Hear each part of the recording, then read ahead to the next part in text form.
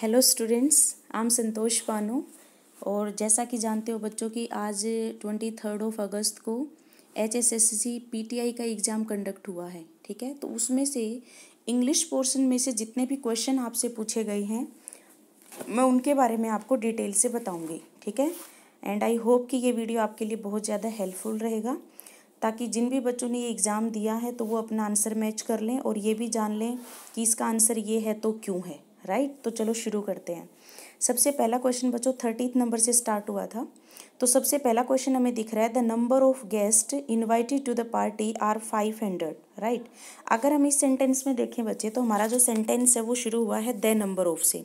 ठीक है, हमारे इंग्लिश ग्रामर में एक कॉन्सेप्ट है बच्चों, एक हमारा होता है ए नंबर ऑफ। ठीक है, अगर हम सेंटेंस की शुरुआत करते हैं ए नंबर ऑफ से तो उसका मतलब होता है, ए आर्टिकल का मतलब इंडेफिनेट। ठीक है, जैसे मैं ये बोलूँ कि a number of students were there, और ए नंबर ऑफ से जब सेंटेंस की शुरुआत होती है तो हमेशा वो प्लूरल लगाते हैं। क्लियर, क्योंकि हमें पता ही नहीं डेफिनेट नंबर क्या है, ए आर्टिकल। अगर इसी सेंटेंस में द आर्टिकल होता, the number of students was 50, it means हमें पता है कि स्टूडेंट्स का डेफिनेट नंबर क्या है, तो वहाँ पर हमेशा वर्ब लगती है सिंगुलर। क्लियर बच्चों, अगर मैं यहाँ पर बात करूँ तो हमारे सेंटेंस में साफ साफ लिखा है द नंबर ऑफ गेस्ट। अब गेस्ट्स के हिसाब से वर्ब नहीं लगेगी बच्चों, क्योंकि ऑफ की वजह से ये तो हमारा क्या बन चुका है, ऑब्जेक्ट बन चुका है। अब वर्ब लगेगी हमारी द नंबर के हिसाब से, और आंसर हो जाएगा बच्चों हमारा सी पार्ट। ठीक है, ये हमारा सी पार्ट है, और इसमें आंसर हमारा क्या होगा, आर की जगह पे आपको फिट करना है इज। क्लियर है बच्चों, आर को रिप्लेस करेंगे इज से।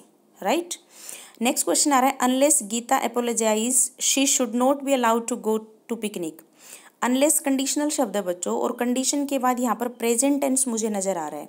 ठीक है, अपोलोजाइज का मतलब कि जब तक माफ़ी नहीं मांग लेती गीता, उसको अलाउड नहीं किया जाएगा। जब हम टेंस की सीक्वेंस करते हैं बच्चे तो वहाँ पर सिंपल प्रेजेंट का कॉम्बिनेशन सिंपल फ्यूचर के साथ होता है, इसलिए हमारा करेक्शन होगा बच्चों बी पार्ट में, और शुड को हटा करके हम यहाँ पर करेंगे विल।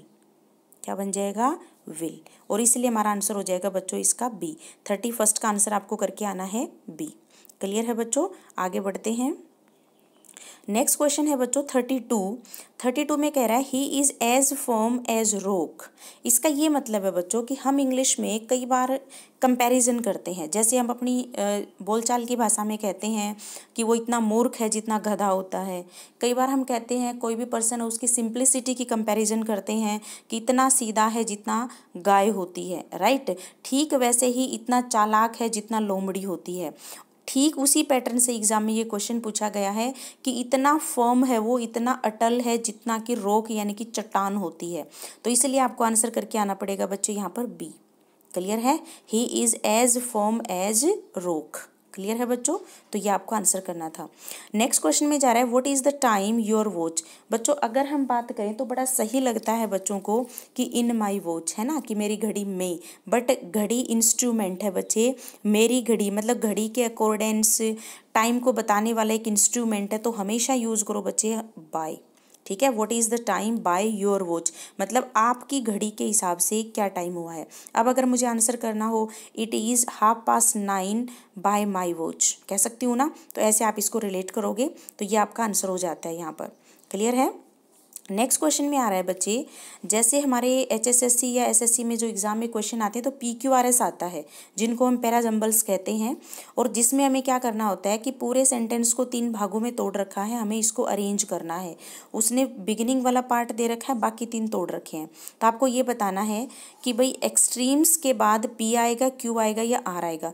बच्चों इसमें हम क्यों ना ऑप्शंस की हेल्प ले लें, तो देखो एक बार, फर्स्ट ऑप्शन में Q लास्ट है बच्चे, अगर Q लास्ट होगा तो ए हाइंड्रेंस इन द, इससे तो सेंटेंस नहीं खत्म होना चाहिए, हटा दो इसको, ए आपका एलिमिनेट हो जाता है। OPR दे रखा है बच्चे, आर में आप देखोगे ओ पॉवर्टी आर, ये हेल्पिंग वर्ब पे खत्म हो रहा है, क्या ये हमारा हो सकता है एंडिंग पार्ट, नहीं हो सकता। अब आपकी गाड़ी अटकेगी RPQ और RQP। अगर हम बात करें बच्चे, the extremes of poverty are a hindrance, एक रुकावट है किस में, in the process of national integration. तो आपका आंसर यहाँ पर हो जाता है बच्चे, हमें सबसे पहले यहाँ पर चाहिए आर, ओके, आर के बाद Q और Q के बाद P, RQP आपका डी ऑप्शन है। क्लियर है, तो सी भी यहाँ पर एलिमिनेट हो जाएगा।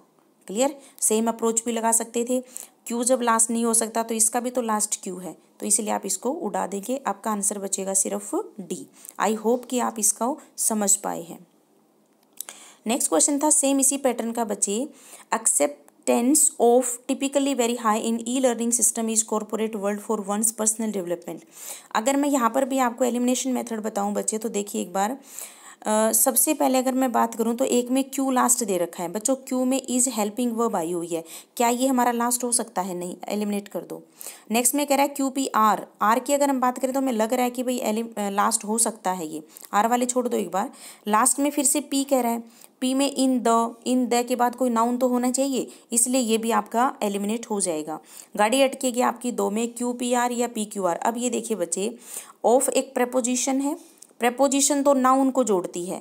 अगर हम यहाँ पर देखें तो नाउन क्या है, अगर मैं देखूँ acceptance of E learning system is, ये आपका बनेगा, और इस एक्सेप्टेंस की वजह से आपकी वर्ब आएगी इज।